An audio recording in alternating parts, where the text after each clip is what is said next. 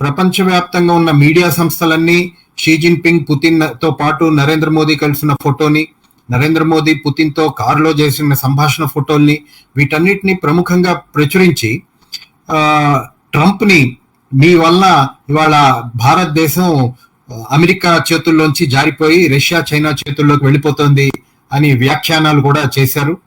దీనికి స్పందిస్తూ ట్రంప్ కూడా మీరేమి కుట్రలు చేస్తున్నారో అమెరికాకు వ్యతిరేకంగా మేము గమనిస్తున్నాం, మిమ్మల్ని ఈ కుట్రల్ని మేము సహించాం అంటూ కూడా ఆయన సోషల్ మీడియా పోస్ట్ చేయాల్సి వచ్చింది.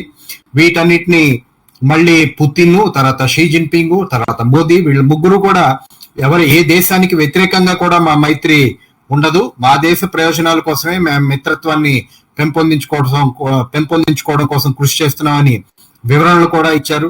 ఆ తర్వాత ట్రంప్ కూడా కొద్దిగా నెమ్మదించి దాన్ని ఆ పరిస్థితిని సరిచేసేందుకు ప్రయత్నం చేశాడు.